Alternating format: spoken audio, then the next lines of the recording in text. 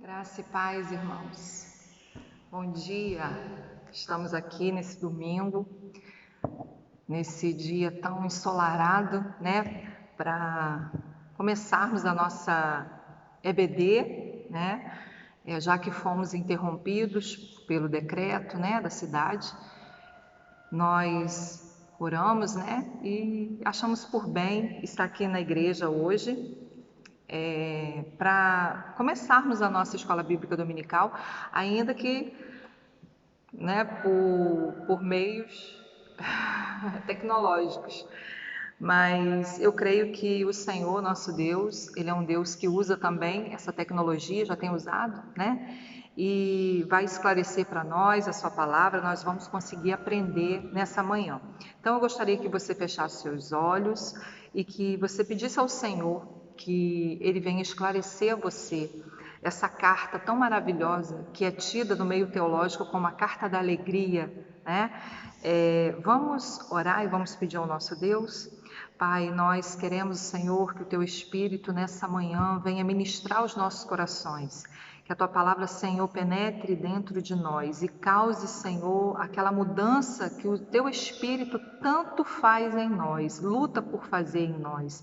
Senhor, que nessa manhã nossa mente seja aberta, que o nosso coração seja aberto e que nenhum impedimento, Pai, venha ser bloqueio para que nós não possamos aprender a Tua palavra.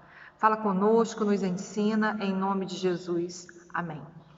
Bem, queridos, nós vamos estar falando nas próximas semanas, querendo o nosso Deus, sobre essa carta tão maravilhosa de Paulo, né, chamada Carta da Alegria.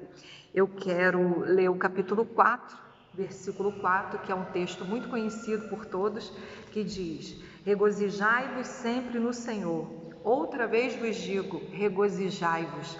Então, olha só, as últimas exortações de Paulo se dá com o coração do apóstolo pulsando de alegria, né? Ele está regozijando dentro do seu coração e ele exorta a igreja de Filipos a também regozijar no Senhor. Bem, gente, por que a gente pensa nessa carta como uma carta que transmite tanta alegria, tanto regozijo? Porque você percebe que há uma dança de palavras, né, que sai da boca do apóstolo Paulo, que nos contagia, né? À medida com que ele vai ensinando, ele vai exortando, ele vai esclarecendo, há um contentamento dentro do coração de Paulo que extravasa nas suas palavras, né? E vem também envolver o nosso coração. Bem, nós sabemos que o autor, né, Paulo, ele tinha qualidades cristãs que nós não podemos aprender. Como que a gente explica isso, né? O que eu estou querendo dizer com isso? Que há coisas na vida cristã que você não aprende em livros, né? Muita coisa na vida cristã você não aprende em livros, né? Paulo, ele vai acumular anos de disciplina, né? Anos de dedicação, né? E de aprendizado de Deus, de Cristo, né? E também aprendizado de relacionamento, né? Paulo, ele no meio da sua trajetória, né? Meio as suas experiências, ele vai tanto estreitando o laço de relacionamento dele com Deus, quanto ele também ele vai viver esse estreitamento, né, nas relações que o cercam. Então ele vem nos ensinar através dessa carta, né, como nos relacionarmos melhor com Deus e com os nossos irmãos. Vamos levar em conta nessa introdução que o contexto em que Paulo estava não era um contexto que a gente pudesse dizer, né, que o influencia a ser feliz, né? Paulo estava sob ameaças, né? Haviam os religiosos, havia os inimigos da cruz, haviam aqueles que militavam contra ele, haviam até aqueles que se diziam convertidos e que não aceitavam a sua conversão, todos militando contra o apostolado de Paulo. Mas Paulo, mesmo estando sob essas ameaças, e ele está fisicamente preso, né? Ele está no cárcere, ele está numa cela, né, em Roma, ele não deixa que nada venha perturbar a sua paz. Ele não passa preocupação, ele não passa falta de equilíbrio, pelo contrário, ele está em paz, ele está alegre, ele está regozijando, né? E é por isso que a gente aprecia tanto a alegria de Paulo nessa carta. Ele não tinha muitos motivos, né, para estar feliz, como eu já falei. A prisão de Roma, só para a gente entender um pouquinho aqui o contexto que o apóstolo estava, ela era uma prisão assim bem interessante. Eu acho até que deveria ser imitada, né? A prisão de Roma, ela cobrava do próprio preso o aluguel do lugar que ele estava, a comida que ele comia, o cobertor que ele usava, no caso de Paulo, né, a caneta, a tinta que ele usava, né, os papéis que eram caríssimos, né, isso tudo era cobrado do preso, né? Por isso, a ajuda financeira dos seus amigos é tão importante, né? Porque Paulo ele precisa do apoio financeiro das igrejas para que essa obra, né, esse ministério venha fluir, venha dar continuidade, né? E aí, a igreja que se propunha a ajudar, ou a pessoa que se propunha a ajudar, o amigo que quisesse ajudar aquele preso, ele também estava arriscando a sua vida, porque ele estava ajudando um fora da lei, né? Então, a gente percebe que essa carta é uma carta de gratidão, é uma carta que também fala e agradece essa ajuda recebida que era tão necessária, né, para essa época. Paulo vai fundar essa igreja, né? Se a gente voltar um pouquinho atrás, a igreja de Filipos foi fundada lá em Atos, né? Se não me falha a memória, 16. Vamos pegar lá a igreja de Filipos.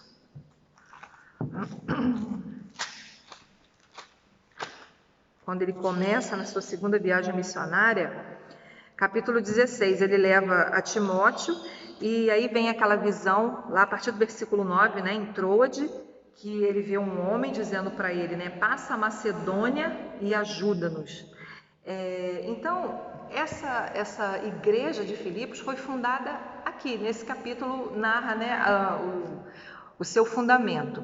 A cidade de Filipos era uma colônia romana, né? Ela fazia parte do norte da Grécia, mas ela naquela época estava colonizada pelo Império Romano.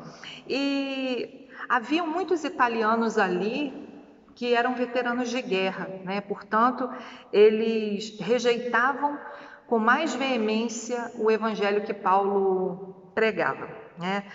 Outra coisa interessante para a gente entender a respeito da igreja de Filipos, né, para a gente entender o porquê de muitas coisas que Paulo coloca na carta, é que não havia sinagoga ali, não havia pontos específicos que Paulo poderia sair e ter aquele lugar ali como um lugar fixo de pregação. Se lembra da conversão da Lídia, né, onde ela estava? Ela estava em torno de um rio, né, algumas mulheres se reuniam ali e oravam, né? E aí Paulo chegou, pregou o evangelho e não só aquela mulher, a sua família, mas aquele local foi alcançado por Deus. Então, é interessante a gente entender esse contexto para a gente passar para as características fundamentais dessa carta, né? E com essas características a gente também aprender. Por exemplo, no versículo 3 daqui de Filipenses, quando Paulo começa, né, a abertura da sua carta, diz assim: dou graças ao meu Deus todas as vezes que me lembro de vós, fazendo sempre em todas as minhas orações súplicas por todos vós com alegria. Depois que Paulo dá a abertura, né, da carta, ele dizendo: Paulo, Timóteo, né, estou aqui escrevendo essa carta, somos servos de Jesus Cristo, a todos os santos em Cristo Jesus que estão em Filipos, né? Depois que ele se apresenta, fala que veio para falar a todos os santos, também aos bispos, também aos diáconos. A primeira coisa que Paulo nos ensina aqui é que o fundamento que o move, né? A energia que o cerca, o propósito que amplia a sua visão e que o motiva a prosseguir, começa com algo que a gente muitas vezes não dá muito valor, que é a oração, né? A gente vê aqui que a primeira coisa que Paulo faz, né, não é a segunda nem a outra que vem depois, não, é a primeira coisa, o ponto principal, né? A primeira coisa a se fazer, oração. E aí, depois que ele ora, né, e ele explica essa condição de que ele sempre está orando, sempre está suplicando por eles, ele faz questão de enfatizar isso. Ele vai dizer que há um relacionamento pessoal entre Deus e o homem, né? Claro que ele possui a vontade soberana, ele possui todo o poder, né? E que ele não vai precisar pedir ao homem permissão para fazer nada. Contudo, o homem, ou ao homem sim, é ordenado que o consulte antes de todas as coisas. É isso que Paulo quer nos ensinar logo de cara, né? Que nós precisamos consultar a Deus antes de fazer qualquer coisa. Queridos, muitas vezes, né, trazendo para a nossa vida, nós erramos porque nós não levamos a nossa vida em oração para Deus, né? Nós não levamos os nossos problemas em oração, nós não entregamos, né? Tem até um hino que eu cantava muito quando era criança, na Igreja Batista do Rio, que dizia assim: tudo entregarei, sim, por ti, Jesus bendito, tudo deixarei. A voz não está muito boa, né? Mas a letra é muito boa. Então, é preciso que a gente entregue, né, ao Senhor. E o início desse hino era muito lindo, que diz: tudo a ti, ó Cristo, entrego. Então, assim, nós precisamos aprender com Paulo, né, se nós queremos ter uma vida próspera, né, um ministério próspero, um relacionamento com Deus próspero, nós precisamos levar tudo em oração. Tá bom? Depois Paulo vem nos ensinar que a igreja, ela é fundamentada, né? Claro, no poder da oração, como nós vimos, depois no poder do evangelho, né? Paulo vai dizer que o evangelho é o fundamento, né, da sua vida e deve ser o fundamento daquela igreja. E também Paulo vai enfatizar o tempo todo que a igreja, ela precisa estar fundamentada no compromisso, né, o compromisso individual, sacrificial de cada um, que gera obra para Deus. Então a igreja está fundamentada no poder da oração, no evangelho pregado, né, no poder do evangelho que é pregado, e também no compromisso sacrificial de se obrar ou de se servir a Deus, tá bom? Bem, o evangelho aqui, quando começa na Macedônia, né, quando começa ali em Filipos, a gente percebe que vai alcançar vários níveis de pessoas. Olha que interessante, né? Como que o evangelho ele consegue distinguir etnias, raças, credos, níveis sociais, níveis religiosos ou diferenças religiosas. O evangelho ele vai alcançar pessoas totalmente diferentes entre elas, né? Vamos pegar aqui o exemplo dessa carta, né? Vamos lá para a nossa primeira personagem, né? Que é a Lídia, que está logo lá no versículo 13 do capítulo 16 de Atos, né? Aqui o texto diz que Deus ele vai abrir o coração dessa mulher, né? E ali Deus vai tratar com ela, vai trazer luz de revelação da sua palavra e vai ministrar o seu coração e ela vai se converter. Então Lídia é uma personagem, né, a primeira personagem que aparece aqui, que vai ter o coração aberto pelo Espírito Santo de Deus, né, para que ela ouça o evangelho, para que ela corresponda a esse evangelho, né? Depois a gente vai ver lá no versículo 16 e até o versículo 18, a segunda personagem, que é aquela jovem possuída por um demônio, né? Ela está possessa e ela tem ali aquele espírito de adivinhação, né? E ela começa até a bradar, né? Que Paulo era um homem de Deus. Se você pegar aqui no capítulo 16, eu fico entre Atos e a carta aos Filipenses.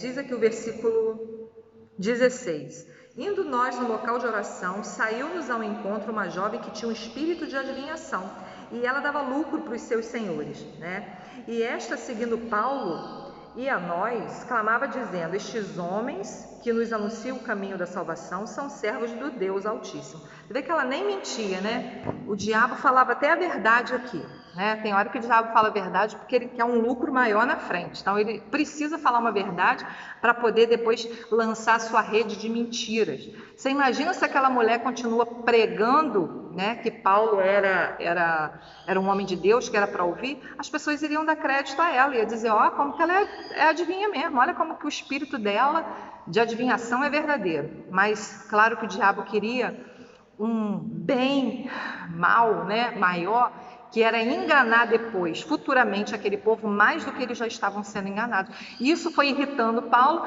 até que ele vai e repreende aquele espírito, e em nome de Jesus aquela mulher é totalmente liberta, né? Mas você vê, a Lídia era uma personagem, era uma mulher que tinha as suas características, né? Já essa moça aqui, ela era uma escrava, né? Ela tinha vários demônios, né, que atuavam ali, espíritos malignos. O Paulo diz que era um espírito de adivinhação.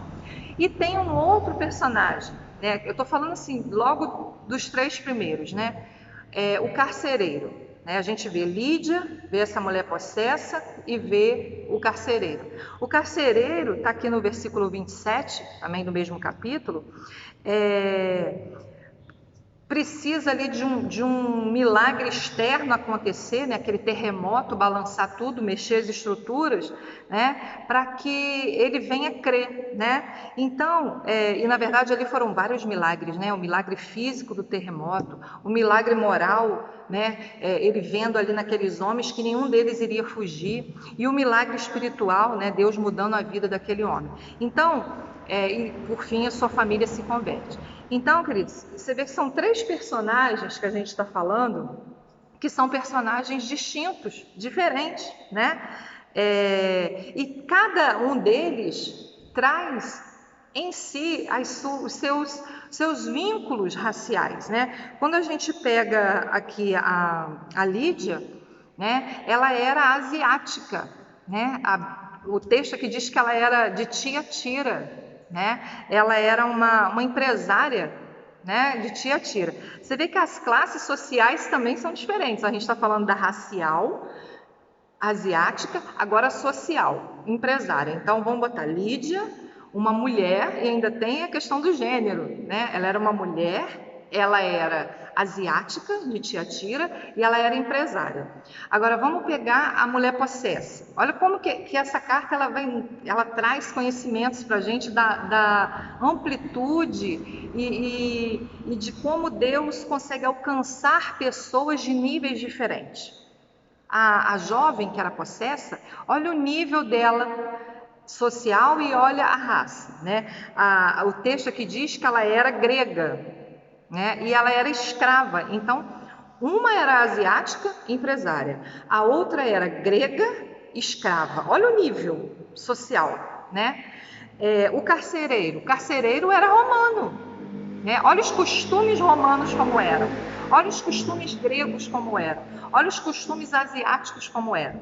Agora olha a classe social: empresário, escravo e um funcionário público, vamos dizer assim, né? Um servidor civil como era esse carcereiro, né? Ele era um agente lá, vamos dizer, penitenciário, né? Para a gente poder entender. Então havia ali naquele meio né, uma multicultura, se é que a gente pode dizer assim, além do evangelho alcançar e ser multicultural, o evangelho também é multirracial, né? Um era romano, um era grego, outro era asiático. Mas e as características sociais? Um era escravo, outro era empresário, outro era servidor público. Então havia ali classe alta, média e super baixa, né? Como era a escrava. Agora vamos ver a questão religiosa, né? O texto diz que Lídia, estou voltando em Atos para você entender o contexto da carta, né? Que aí você vai ver como que essa carta é rica. Nessa primeira aula eu preciso passar essa riqueza para que você possa entender que essa carta está aqui para ser lida pela igreja de hoje, tá bom? A religião de Lídia, né? Lídia está em volta de um rio quando Paulo chega, né? E diz o texto que ela estava ali reunida em torno daquele rio, com as mulheres daquele lugar, num círculo de oração, né? Ou num contexto de oração. Então parece que essa mulher, apesar dela ser asiática e empresária, né? Ela era vendedora de púrpura, bem, né? Com certeza era bem rica, ela era uma prosélita, ela era uma simpatizante do judaísmo, ela estava ali fazendo orações ao Deus de Israel, né? Ela estava ali como uma gentia convertida ao judaísmo. Então você vê que o evangelho que Paulo traz, que é o mesmo que eu trago e o que você também traz, ele alcança o nível religioso também diferenciado, tá bom? Então você vê que a jovem que era possessa, que era escrava, que era grega, né? Ela vem de uma religião mística, vê que ela era usada por demônios. Então é um outro polo religioso que o evangelho vai alcançar. E quando você pega aqui o carcereiro, por ser um agente romano, né, um servidor público romano, ele devia sua fidelidade a César. Então ele com certeza tinha César como senhor, assim como todos os funcionários romanos, né? Até era exigido esse culto ao imperador, né? Essa devoção a César. Então, querido, olha só como que Lídia estava numa reunião de oração, sendo prosélita, mas não era convertida. Daí, Paulo já trazer para nós, né, um despertamento, né, para que nem sempre aqueles que estão em reuniões de orações são convertidos, né? Nós não somos medidos pelas reuniões de orações que vamos, ou pelo culto que nós vamos, ou pela igreja que nós seguimos ou servimos. Nós somos medidos pelo fato de nascer de novo, né? Ela não tinha nascido de novo, apesar de ser uma prosélita, né, convertida ao judaísmo, ela, nova convertida, ela não era uma crente em Jesus, ela não era convertida de fato a Jesus, ela precisava desse novo nascimento, né? Já o carcereiro, ele estava dentro de um contexto em que César era senhor, mas você vê que Deus teve que mover o local onde eles estavam, né? Paulo e Silas estavam ali dentro do cárcere e houve um terremoto, né? Você vê como tem pessoas que precisam, para se converter, elas precisam que Deus faça com que as coisas balancem em torno dela, né? Esse carcereiro aqui, ele muda a sua vida a partir desse tremor, né? Então, é um outro extremo também. E já a moça, né, a possessa, ela precisou ser realmente alcançada pelo evangelho através de uma libertação, uma ordem de libertação daqueles espíritos, né, ou daquele espírito maligno que atuava por meio dela, que a tinha como um instrumento tanto de escravidão, né, quanto também de instrumento de lucro para os seus senhores. Então, queridos, nós vemos aqui que o Evangelho de Cristo, Paulo vem explicando isso, né? O Evangelho de Cristo, ele alcança as pessoas em níveis sociais, em níveis raciais, em níveis religiosos, né? E isso porque a gente não quer entrar aqui nos níveis intelectuais, comunitários, enfim. Paulo vem despertar-nos através, né, do contexto dessa igreja, aqui em Atos, mas Paulo vem depois escrever para essa igreja, uma igreja que foi fundada de maneira multirracial, né, multicultural. Então, é essa igreja que Paulo está escrevendo agora. E por que ele está escrevendo essa carta para essa igreja? Para agradecer a essa igreja, né, que é tão diferente, mas ao mesmo tempo tão homogênea, ela se completa tanto, ela se envolve tanto com a história de Paulo, o velho, né, que vem suprir as suas necessidades, né, lá no capítulo 4 da carta, né, versículo 15, vai dizer assim: "E bem sabeis, ó Filipenses, que no princípio do Evangelho, quando parti da Macedônia, nenhuma igreja comunicou comigo no sentido de dar e de receber, senão vós somente." Então você vê, Paulo pregava tanto, se dedicava tanto, né, se entregava de maneira integral mesmo ao Evangelho de Cristo, e ele diz aqui que nenhuma igreja chegou junto, né, ofertando, contribuindo para aquele ministério, né, para a propagação do Evangelho de Cristo, no qual Paulo era o principal propagador, né, o embaixador. E ele vem então escrever essa carta para que a igreja seja honrada, no sentido em que Paulo lhes é grato, né? Paulo demonstra essa gratidão. Esse é o primeiro motivo que Paulo escreve ou vai escrever essa carta. O segundo motivo se dá para alertar a igreja sobre os perigos que ela estava enfrentando, né? Paulo precisa despertar essa igreja, Paulo precisa alertar essa igreja para que ela desperte, para que ela acorde, né, sobre os perigos que ela vai enfrentar e que ela já estava enfrentando, né? O primeiro perigo que essa igreja estava enfrentando, e isso é falado aqui, né? Claro que a gente vai ver nas outras aulas, eu estou fazendo de tudo para resumir aqui, eu não quero passar muito tempo, né? Mas um dos perigos que tinha aqui a ser combatido era a quebra de comunhão. Essa igreja aqui estava com um problema de desunião, né? Havia esse pecado atacando o coração da igreja. Você sabe que quando não há unidade, quando não há união, né? Quando os irmãos não estão ali comungando da mesma fé, do mesmo pensamento, há um pecado que ataca, né, a igreja por meio dessa desunião. E esse pecado ele vem tirar a eficácia, né, a autoridade da igreja, infelizmente. E Paulo vem dizer, né, olha, cuidado que vocês estão brincando com uma arma destruidora no meio de vocês, né? E essa arma aí vai roubar de vocês a alegria, vai roubar de vocês a eficácia, vai roubar de vocês a comunhão entre vocês. E aí ele vem combatendo, né? O capítulo 2 vem falando sobre isso e o capítulo 4 também. Ele vai falar sobre a presunção e a vaidade dessa igreja. Ele vai falar sobre o egoísmo dessa igreja, ele vai falar das disputas, ele vai falar das reclamações e do nível que eles estão de desacordo, tá bom? Esse é um motivo, Paulo vai falar de tudo isso e nós vamos entrar aqui depois detalhando melhor. O segundo motivo que Paulo tem para escrever para essa carta são as heresias doutrinárias, né? Paulo precisa combater os falsos mestres que estão se levantando ali, e no capítulo 3 a gente vai ver isso, né? Há pessoas ali que estão falando heresias, há falsos mestres sendo levantados no meio deles, e isso precisa ser combatido. O perfeccionismo, que muitas vezes é uma forma de vaidade, né?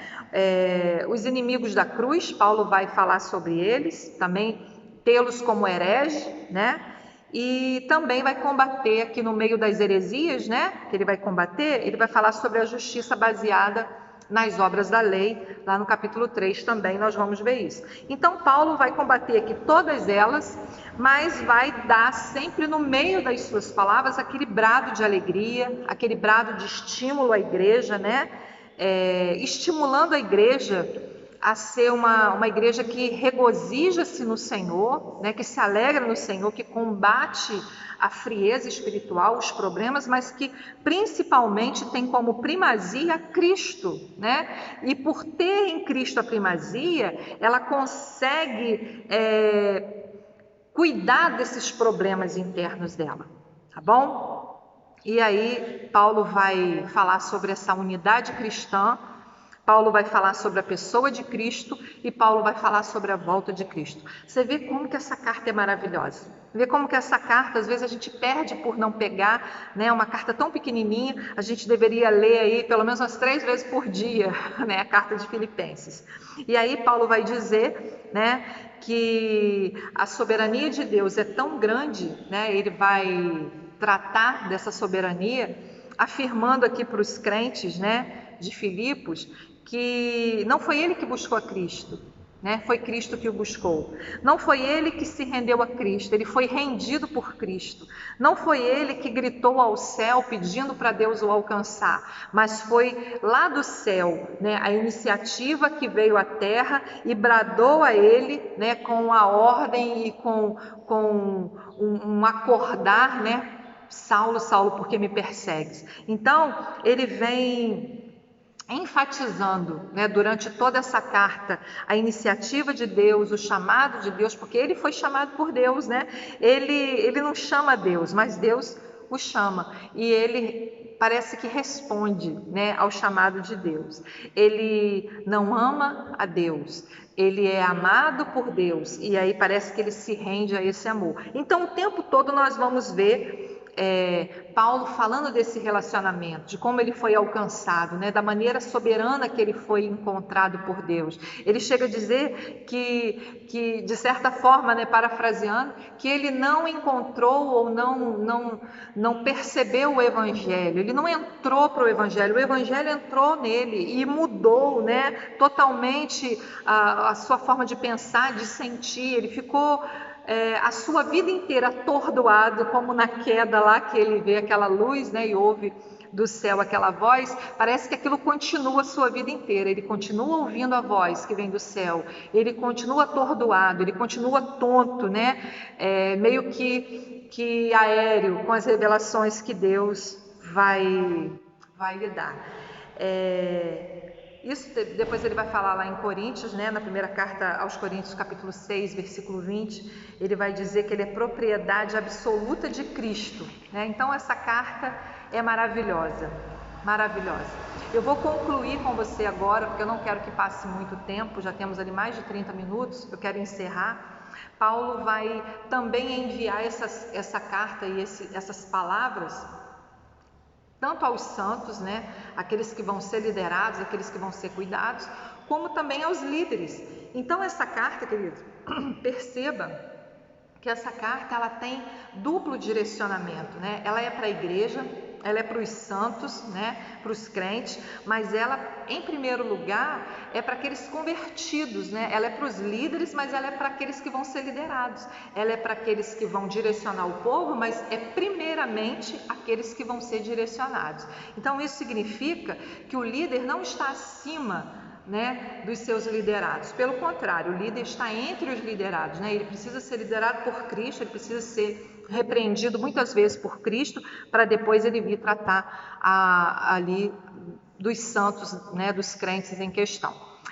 Quando a introdução, né, de Paulo começa, ele já diz aos crentes, né, aos santos que estão ali em Filipos. Eu escrevi aqui um pensamento do Berkeley, né, do Marvin Vincent Berkeley.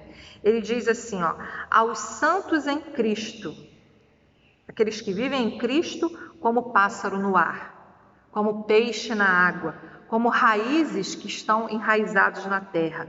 Viver em Cristo é viver continuamente na atmosfera de Cristo. O cristão é diferente porque sempre e em todas as partes é consciente da presença de Cristo que o circunda. Então, olha que pensamento maravilhoso desse estudioso da palavra, né? Esses santos em Cristo, São aqueles que vivem em Cristo como o peixe vive na água, como o pássaro vive no ar, né? Aos santos que estão em Cristo são aqueles que não estão só em Filipos, porque claro que essa carta é direcionada a um local geográfico. Existe a igreja geográfica, existe a igreja física, existe sim os problemas que acarretam a parte da igreja física, né? A questão burocrática, a questão financeira, a gente sabe disso, mas além disso existe e principalmente existe a igreja espiritual, aos santos que estão em Cristo. E esses que estão em Cristo como nessa atmosfera celeste, esses também estão em Filipos. Então, você vê que há um clamor, né, de Paulo aí para essa duplicidade, né? Aqueles que estão em Cristo, os santos, né, eles estão nos céus, mas também estão em Filipos, estão na terra. O que isso quer dizer, querido? Isso fala para nós que nós também temos esse duplo endereço, né? Nós temos o endereço do céu, e Paulo vai dizer aqui, no capítulo 4, versículo 3, vai falar que esses santos, eles estão inscritos no céu.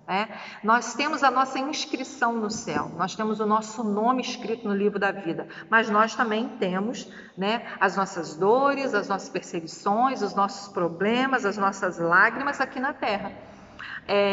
Assim como nós temos um endereço fixo aqui na terra, nós também temos um endereço fixo no céu. Então essa carta ela vem justamente para ampliar, sabe, a nossa visão, para que a gente se perceba assim, sentado na nossa casa, como hoje você deve estar ouvindo esse vídeo, né, vendo esse vídeo, mas você também precisa entender que você é dos céus. Então você está em Cristo nos céus e você também está na terra. Que você venha ser ricamente abençoado nessa manhã, que você venha aprender a se regozijar no Senhor nessa manhã, que você venha ampliar aí a sua visão, né? Percebendo o Evangelho da Graça como algo que é tão amplo, né? Lembra lá da Lídia, lembra da mulher possessa, lembra do carcereiro, pessoas tão distintas, tão diferentes entre si, que foram alcançadas por Deus, cada uma dentro das suas religiões, dentro dos seus contextos financeiros e sociais, dentro das suas características até humanas, né? E eles foram alcançados por Deus. Então perceba, não há barreira para o Evangelho de Cristo. Que Deus te abençoe nessa manhã, em nome de Jesus.